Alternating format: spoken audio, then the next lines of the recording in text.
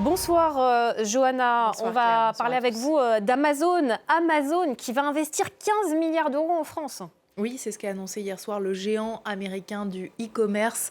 15 milliards d'euros sur 3 ans, l'enveloppe est donc colossale. Alors concrètement, à quoi va servir tout cet argent? Il va avoir 3 usages différents. D'abord, il va permettre de construire des sites logistiques supplémentaires. 4 nouveaux centres de distribution verront le jour d'ici 2027, de quoi créer pas moins de 7000 postes en CDI. Ensuite, une partie de cet argent sera utilisée également pour développer les activités de cloud et d'intelligence artificielle. Ce sont des services qui ne sont pas vendus à des particuliers, mais à des entreprises, généralement des PME, des petites entreprises françaises.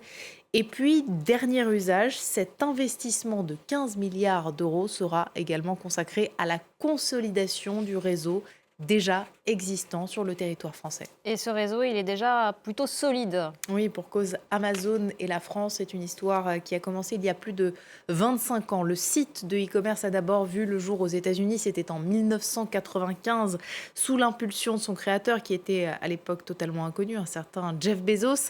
Ensuite, la plateforme a été lancée en Allemagne, au Royaume-Uni, et puis en France, c'était en 2000. C'est finalement 7 ans plus tard, en 2007, que le groupe ouvre son tout premier site logistique sur le territoire, le premier d'une longue série, puisqu'aujourd'hui, en France, Amazon, ça représente déjà environ 25 000 salariés en CDI, 35 sites logistiques et 2 bureaux, plus de 30 milliards d'euros investis entre 2010 et 2024, mais aussi une contribution fiscale importante. En 2024, le groupe dit avoir payé pas moins de 900 millions d'euros d'impôts directs. Et puis, vous allez le voir, même d'un point de vue géographique, on peut observer qu'Amazon est présent sur tout le territoire. Il y a des sites un petit peu partout en France. C'est un très gros avantage parce que ça permet de réduire les distances de livraison et donc les délais de livraison. Et la rapidité, c'est l'essentiel pour contrer la concurrence. Oui, parce que depuis plusieurs années, il y a de plus en plus de sociétés qui proposent des plateformes de commerce en ligne. Beaucoup viennent d'Asie.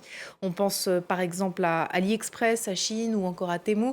Et même si elles sont régulièrement accusées de vendre certains produits non conformes aux règles européennes, qui sont parfois même dangereux, les prix proposés sont tellement bas, tellement attractifs que ça fonctionne. Alors certes, il y a eu la mise en place d'une taxe de 2 euros sur les petits colis qui viennent de pays hors de l'Union européenne, mais de plus en plus de livraisons réussissent à contourner cette taxe en faisant escale chez nos voisins, notamment en Belgique ou aux Pays-Bas. Donc à l'heure actuelle, ces plateformes représentent toujours un danger pour Amazon, d'où la volonté du groupe américain de renforcer sa présence en France pour être toujours plus efficace, toujours plus rapide et conserver ainsi ses clients dans l'Hexagone.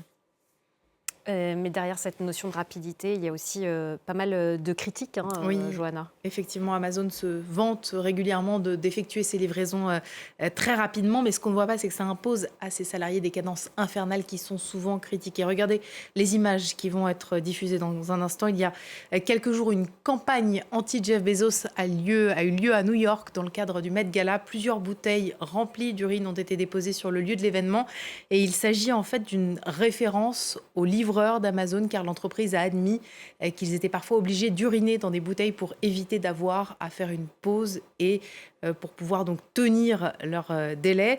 Et puis, de manière plus générale, les conditions de travail sont souvent critiquées. Les tâches sont fatigantes, répétitives et susceptibles de créer des problèmes de santé, ce qui entraîne un turnover très important, sans parler des salaires relativement faibles et des problèmes de management qui ont été rapportés.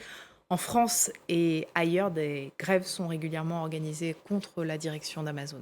Merci beaucoup, Johanna Citruc. C'était l'économie et